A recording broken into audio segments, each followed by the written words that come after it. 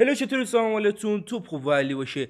امروز قراره که اپیزود سوم کستاکو داشته باشیم. به هم خیلی خیلی خیلی انتقاد کردید که صدا بده. من یه کوچولو کلا ولومم، وقتی که دوربین میاد جلوم بیشتر میشه اگه بتونم و خونه خالی باشه. تقریبا 3 دونه دیوایس داره صدای من رو ریکورد میکنه و خواستم که بهتون اهمیت داده باشم و از همینجا میگم که دمتون گرم که انتقاد کردید. امیدوارم بتونم انتقاد پذیر بودنم رو نشون داده باشم و صدای این ویدیو تغییری بیاره. من متوجه شدم که کیفیت بد به خاطر میکروفون نبود، به خاطر تبدیل بود که یه راست وصل میشد به گوشی و از این به بعد با یه دونه دیوایس جدا صدا رکورد میشه مثل همین ویدیو. آقا خیلی هم انتقاد شده بود که 30 دقیقه زیاده. سعی دارم که پادکست ها رو تا جایی که میتونم کم صحبت کنم، ولی خب روشه کانسپت پادکسته و پادکست هم کانسپتیه که آدما میان حرف میزنن و زیاد صحبت میکنن. من خودم با رفیقام 3-4 ساعت حرف میزنم. آقا اولین نکته‌ای که اتفاق افتاد این بود که من اومدم بیام ضبط و آقا بغل من، دقیقاً بغل همین جایی که من ریکورد میگیرم، تلویزیونه و آقا جون من میشینه پای اخبار. یه خبری بیرون اومده بود و من واقعا موهامو ببخشید اگه بده، یا آرایشگاه بودم ولی خب بده، و من یه خبری اومد واقعا شوکه شدم. میدونید خبر چی بود؟ خبر اینطوری بود، بذار من راحت باشم باهاتون. 2 دختر رفتن سر مزار شهدای گمنام و رقصیدن و کلیپ پر کردن گذاشتن توی اینستاگرام. این بذار من خودکارم بیارم جدی‌تر باشم. من وقتی خودکار دستم انگار جدی‌ترم. ببین این 2 دونه جنبه داره. جنبه اولش اینه که آقا فضای مجازی چیکار میکنه که 2 نفر به خاطر عقیده‌ای که دارن رفتن این کار رو انجام دادن و میگن واسه فضای مجازی نیست، مثلا چه میدونم واسه دلشونه و واسه نجاتشون کرده.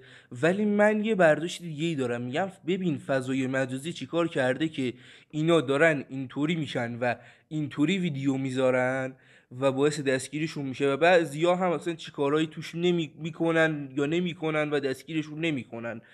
ولی از جنبه دوم میخوایم وارد چیم. من فقط الان رقصیدن توی یک مکان عمومی توی ایرانو گفتم. از جنبه دوم سر مزار شهدای گمنام بوده. ببین درسته الان مملکت ما وضعیت خوبی نداره، حالا بالاخره نسبت به چندین سال پیش وضعیت خوبی نداره، اینو همه میدونن، من دیگه بیشتر از این صحبت کنم منو گونی میبرن. ولی اگر که همون شهدای گمنام بودن و واقعا پیدا نشدن و الان اگر که همون شهدا کسایی که رفتن جبهه، مثل ما تو خانواده‌مون کم نداریم آدمایی که رفتن جبهه، کسایی که رفتن جبهه، کسایی که شهید شدن، اگر خون اونا نبود، اگر اونا نمیرفتن شهید بشن، تو میدونستی الان باید عربی صحبت میکردی که رفتی به خاطر عقیده های خودت رفتی روی مزار شهدای گمنام رقصیدی. من واقعا اینو خیلی ناراحت شدم و ببین نمیگم چرا رقصیده چرا شاد باشه. اگر که هر چیزی رو قبول دارید، اگر که عقیده ذهنی و انسانی رو قبول دارید، میگه که شادی به جا، یعنی از لحاظ انسانی هم بخوای فکر کنی بهش، اینطوری بوده که اونا به خاطر تو رفتن جنگیدن، بعد تو رفتی سر مزار همونایی که اصلا پیدا نشدن و نمیدونن کیان ولی از جنگ آوردنشون رقصیدی. و جنبه اسلامیش هم این میشه که اصلا رقص و اینا رو من کاری ندارم، شادی ناحق تو قرآن هم اومده دیگه، شادی اوکیه اصلا.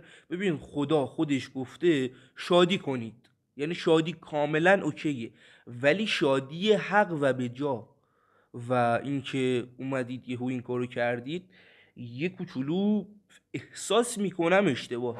این بحث میخوام ترانزیشن بذارم روی میوه های استوایی.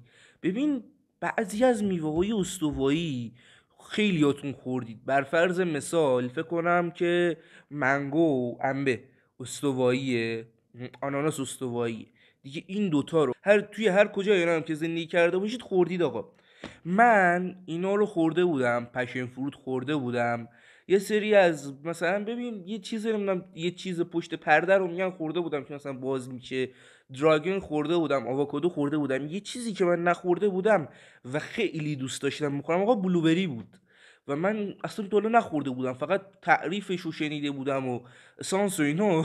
و دوباره فلش بک میزنیم تو انسان در مقابل طبیعت که واقعا کانتنت خفنیه و دم مهران گرم. فلش بک که بزنیم اونجا اینطوری بود که اونا هی تو فصل اول بلوبری میخوردن و میگفتن که آره بلوبری بده و ما داریم روی مجبوری میخوریم و من دیدم که یه سمت اینه که بلوبری بده ما داریم به مجبوری میخوریم، یه سمت این وره که دارن اینا چیزای شیمیایی و خیلی خوشمزه ازش تولید میکنن و خب خیلی همون دیگه حداقل آب میوه با طعم بلوبری مثلا تو این بوتریای خوردیم یا مثلا چه میدونم آدامس بلوبری خوردیم، یه چیزایی با طعم بلوبری خوردیم و آقا من خیلی دوست داشتم ببینم که چیه داستان، چیه، چرا اینطوریه و چجوریه. و الان من فهمیدم که من اومدم خونه بعد از شبی که رفته بودم سیرک. آره دیگه شبی که رفته بودم سیرک که احتمالاً کانتنت 2 هفته دیگه روز چهارشنبه 2 الی 3 هفته دیگه روز چهارشنبه کانتنت میاد که من رفته بودم سیرک و کل سیرک هم واسهتون فیلم گرفتم، الان فقط ادیتش مونده. خلاص رفته بودم سیرک و برگشتم، همونجا هم من یه دونه نوشیدنی بلوبری خوردم و گفتم خدایا من چندین ساله دارم زندگی میکنم خیلی جاها همین بلوبری رو دیدم، اصلا هم واسه پولش نیست، من پولش رو میدم فقط دوست دارم بخورم ببینم آقا چجوریه. و برگشتم خونه من با این مواجه شدم. اینا چیه؟ اینا یه بسته بود که کامل تا سرش بلوبری بود. بذار من بیارم از نزدیک ببین. این خودکارم رو مخه و این بسته ای بود که تا سرش بلوبری بود و من یهو گفتم این چه رومیز توت موته چیه؟ گفتن که نه این بلوبریه و من اونجا انگار دنیا رو به هم داده بودن، نمیدونم چرا. ببین من تا الان فکر کنم 7 تا از اینا خوردم، یعنی میوه‌ای بود که خونه اضافه موند، هر کی می اومد میگفتیم بیا یه بلوبری بخور نمونه، فقط یه میوه چه نمیدونم چه جوری بگم طعم آب میده، یا این بلوبری بده یا کلا بلوبری طعم آب میده. ببین بخوام به میوه های ایرانی توصیف کنم، فرض کن آلو با توت خوردی ولی دوتا طعم آب میده، پوستش مثل آلوه، توش حالت توت تور داره و طعم آب میده، کرم داره بشینی بخوری. بعضیاش هم اینطوری که بعضیاش یه نمور ترش، یه نمور به ترشی، بعضیاش شیرینی، بعضیاش هم کامل آبه. من اینو میذارم مثلا ببرم بخورم پایین، من کلا 2 تاشو خوردم دیگه نمیتونم. من اگه الان اینجا آناناس بود میشستم تا تهش واسط میخوردم. و همین بساشم یه همچین بسته یو من توی شهر خودمون گرفتم 300، ولی گرونتر هم هست ارزونتر هم هست و میخوام بگم که پول کمی هم ندادم ولی خب این طعم رو میداد و همین دیگه. این بود از بلوبری. مدگل هفته پیش بهمون خیلی ویو داد، تقریبا نزدیک 100 تا شد و رنگ ویدیوم توی همش رنگ تو آفتم بود توی 1 سال اخیر و ویدیو تو آفتم بود خلاصه. ولی خوشحال شدم که خوشتون اومده و گفتم که ببین مدگل کانسپتی که من بخوام صحبت کنم خیلیه ولی من خودم دارم ازش ویو میگیرم، ولی یه نکته ایو دارم آقا از کانتنت خوب حمایت کنید ناموسن. من بدبخت شدم شکلات ساختم کلی ظرف کثیف کردم این طرف اون طرف، حالا خدا شکر 24 ساعت توی دایره‌ای که بدبختی زیاد کشیدم اوکی بود. من کل مسافرتیو که دیگه فکر نکنم واسه مسافرت به اون خفنی با خانواده مخصوصا چون با خانواده است میگم، فکر نکنم چون مسافرتی واسم تکرار شه، اون لحظات رو داشتم ولاگ میکردم و حمایت نمیکنید. بعد تو یه دونه تایتل مدگل میاد رو و یه دونه تامنیل مدگل میاد، حمایت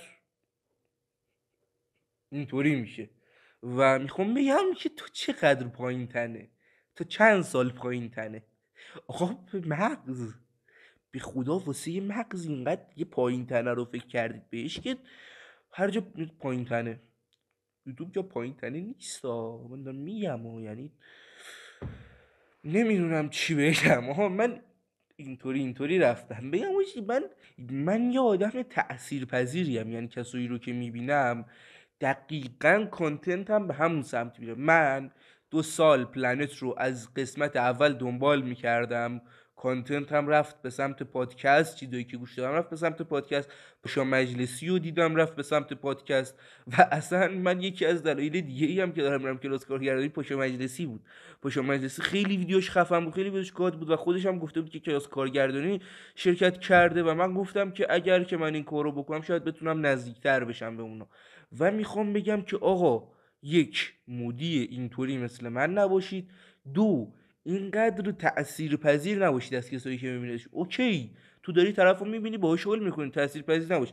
الان من اینطوری که کردم از سهیل سلوا بود، من تمام ویدیو سهیل سلوا رو میبینم، من میره که اون سمت هم ویدیو بذارم، ولی خب میگم فعلا صد خودم رو میذارم سمت پادکست، صد خودم رو میذارم سمت ویدیو، بعضی از ویدیوهای چالشی، فعلا زیاد به اون سمت نمیرم. و اینکه خیلی خوشحال شدم که این اپیزود از برنامه کستاکو دیدید. خوشحال میشم که حتما اگه خوشتون اومد این ویدیو رو لایک کنید، چنل رو سابسکرایب کنید و خیلی کاری که واقعا منو خوشحال میکنه اینه که کامنت واسه من بذارید.